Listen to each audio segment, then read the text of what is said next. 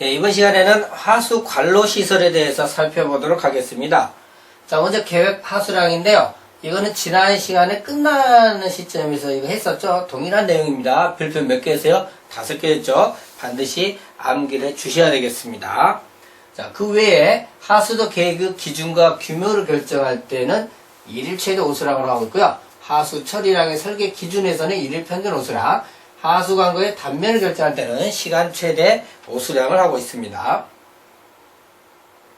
자, 그다음 유량 계산 공식이죠. Q는 거는 뭐다? AV. 이거 시험에 자주 나오죠. 굉장히 쉽죠. 그죠? 별표 3개 정도고요. 자, 만내기 공식이 몇 개 있어요? 별표 4개 정도의 출제를 보이고 있으니까 요건 다 이미 다 수량에서 배워서 숙지를 하고 계실 것이고요.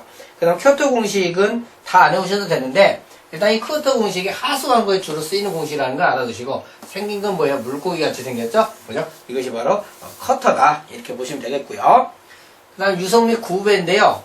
일반적으로 광거 내에 토사나 이런 것들이 침전하거나 정체하지 않는 유석이어야 됩니다. 그래서 하류 광거 유석은 점점 이렇게 침전물이 많아질 거니까 상류보다 하류가 더 유석이 커야 되겠죠. 그 구배는 하루에 갈수록 완만해져야 됩니다.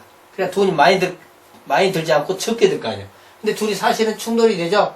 구배가 급해 유석이 빨라질 거 아니에요. 이게 조금 충돌이 되는데 일단 기본적 이론이 이렇다는 얘기고요.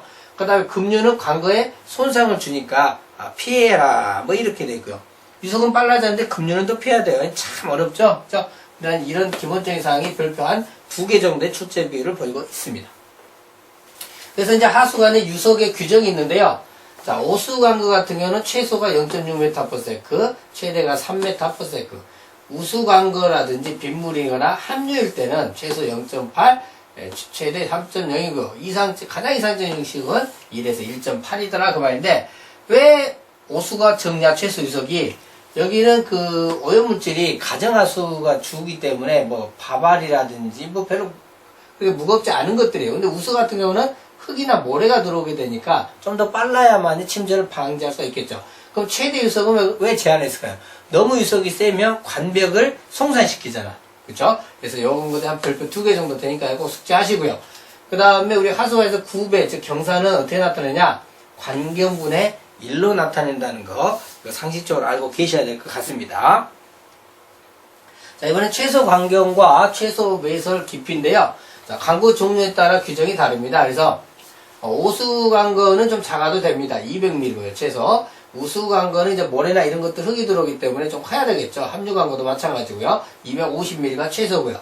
그 다음에 광거의 종류에 따른 최소 깊이는요.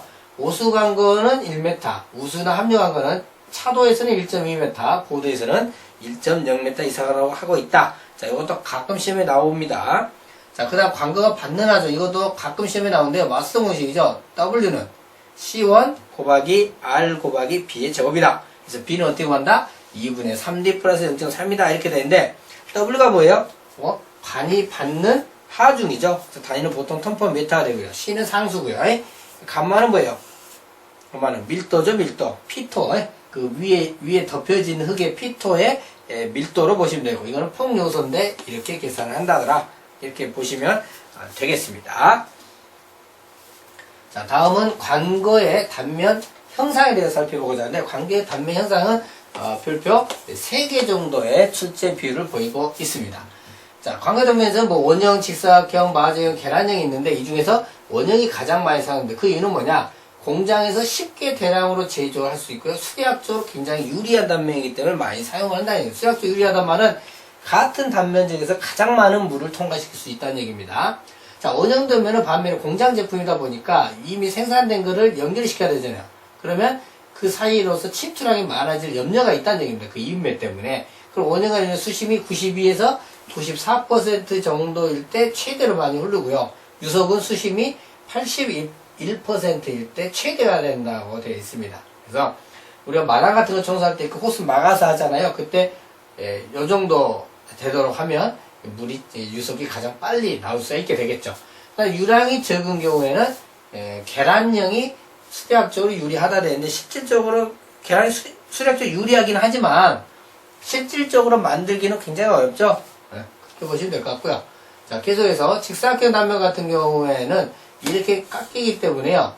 요 위에 제한을 받는 경우에 굉장히 유리합니다. 그리고 역학계산이 간단합니다. 그러나 역학계산의 간단 여부가 우리 그 화수 관계의 어떤 단면 형상을 선정하는데 중요한 사항은 아닙니다. 그냥 참고용이고요. 마제형, 즉 말구평 하수관건요, 대구경 관계에 유리하고요, 경제적이라는 얘기죠. 그죠? 상반 마취작용으로 역학주 유리가 단면하고 현장 타설의 공사 기간이 오히려 길어지는 경우가 있다는 얘기가 되겠습니다. 자, 그 다음에 하수관거가 갖춰야 할 특성인데요. 이건 뭐 내면이 매끈하고 조덕에서 튀어나와 있는 부분이 작아진다는 얘기고요. 가격이 싸야 되고, 산의 알칼리에 대한 내유수는 양호해야 되고, 강도도 높아야 되고, 파악에 대한 장애는 또 커야 된다. 그냥 좋은 말만 나와요. 수리 특성 가진 변동이 적은, 유랑도, 유속도 변동이 적은 게 좋겠죠. 그 이음 시공이 용해야 되고, 그곳의 수밀성과 신축성이 높아야 된다. 좋은 말만 나왔다. 이렇게 생각하시면 돼요. 하수관계 연결 방식에는 뭐 소켓 마물림, 칼라 뭐 이런 것도 있는데, 잘 안 나오니까 지나가겠습니다. 자, 다음 연결관인데요. 연결관도 어쩌다 시험 한 번이 나와요. 물바지와 하수관계를 연결하는 관이 연결관이란데, 일반적으로 뭐 피관이나 도기관을 쓴다고 되어 있습니다. 이게 연결관은 관이 좀 작아도 돼요. 그래서 최소 150mm, 연결관의 경사는 10mm 정도. 그리고 연결관은 본관에 가깝게, 또 본관과 직각 방향을 설치하고요. 그다음 본관 연결은 뭐 60도 각도를 합류를 시켜서 흐름을 좋게 하는 것이 것이 원칙이다 그 말이죠. 그리고 본관의 구경이 매우 큰 경우에는 직각으로 근데 접속을 시켜도 된다는 얘기죠. 60도가 원칙이지만, 그렇죠. 그 다음에 연결관의 관저가 본관의 중심선보다 아래에 오면 유수의 저항이 생겨서요, 유랑이 흐르지 않게 됩니다. 그리고 하수 본관도 하수가 역류돼서 슬러지가 침적하고 또 연결관이 폐쇄될 염려가 있다는 얘기죠. 그러므로 연결 위치를 본관의 중심선보다 어떻게 위에 위치하도록 해야 되겠죠. 아래에 하면 이렇게 많은 문제점들이 생기기 때문입니다. 자, 그 다음에 관거의 접합인데요. 먼저 두 개 관거 합류하는 경우 앞에 살짝 나왔죠. 관이에서 이렇게 합칠 때 몇 도가 좋다? 60도 이하로 하는 거. 가장 완만하게 물이 흘러갈 수 있도록 해주면 좋고, 30도에서 45도가 될 때 가장 이상적이라는 얘기고요. 그 다음에 곡선을 갖고 합류하는 경우에는 곡률 반경이 4경의 5배 이상이 좋다는 얘기입니다. 이거 별표 1개 정도의 출제를 보이고 있습니다. 자, 그 다음 관거 접합 방법에 대해서 보겠는데요. 자, 이거는 수위 접합인데, 이게 물의 수위를 계산을 해가지고 다 이렇게 맞춰놨다는 얘기죠. 그죠? 그래서 정류의 흐름을 얻을 수 있으니까 흐름이 굉장히 좋겠죠. 대신 어째요? 수리 계산이 어째요? 굉장히 복잡해지겠죠. 그죠? 관정 접합은 관 위쪽을, 일치시켰다는 얘기인데, 일단 물의 흐름은요, 이렇게 해서 천천히 가지기 때문에 아주 원만하게 흐를 수 있어요. 그런데 밑으로 이렇게 계속 이렇게 두꺼워질 거 아니에요. 그죠?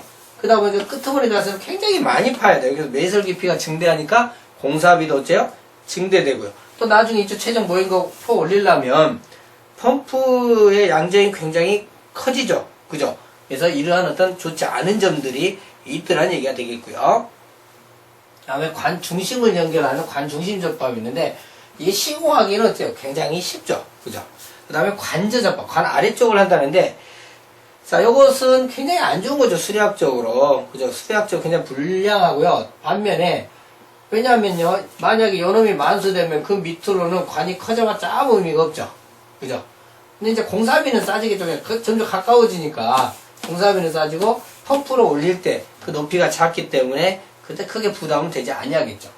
자, 그 다음에 계단 접합과 단차 접합이 있는데 차이는 뭐예요? 이 높이 차겠죠, 높이 차. 그죠? 뭐 그런 것이 있다라는 것 정도만 하시면 되고, 이거는 이제 경사가 좀 심할 때 계단으로 주거나 단차를 좀 주거나 합니다. 자, 관정부식인데, 관정부식은 별표 한 3개 정도 되는데요. 우리가 일반적으로 유기물이요, 미생물이 유기물을 분해할 때 호기성 상태에서 분해를 하고요. 산소를 다 소모하면, 소모하게 되면 이제 현기성 상태에서 우리가 분해를 하게 되잖아요. 그죠? 근데 하수관 내 유기물이 있어요. 유기물이 쌓여가지고 공기가 없게 됩니다. 요거죠. 그럼 여기서 현기성 분해가 일어나겠죠. 그때 황화수소 H2S를 생산을 하게 됩니다. 그러면 다시 어찌 이제 호기성 미생물에 의해서 물방울이 생겨서 위로 올라가 달라붙게 돼요. 근데 여기에 황산이 있어요. 황산. 그럼 산이 어때요? 산이 이 관을 부식을 시켰죠. 위쪽을. 그래서 이걸 위쪽을 부식시킨다 해서 이걸 뭐라고 한다? 관정 부식이라 한다. 그래서 이 개념을 잘 물어보니까 꼭 숙지를 해 놓으시기 바라겠습니다. 자, 그 다음에 하수관그 부대시설인데 이걸 어쩌다 한 번씩 또 시험에 나오곤 있어요. 역사입번은 뭐예요? 가다가 장애물 있으면 이렇게 밑으로 가겠다는 얘기죠. 그러니까 이거 파괴될 확률이 높겠죠. 그래서 이거는 두 조로 하는 것을 원칙으로 하고 여러 가지 안전시설을 해야 됩니다.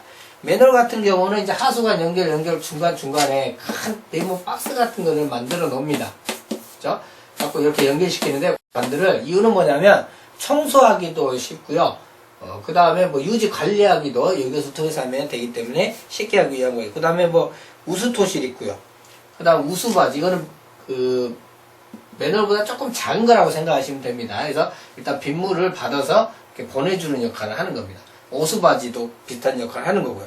토구라고 하는 것이 있는데요. 토구는 하수도 그 시설로부터 하수를 공공수역에 방류하는 그러한 시설을 토구라고 하고요. 그 외에도 이제 뭐 축구라든지 뭐 등공이라든지 뭐 이런 것들이 있네요.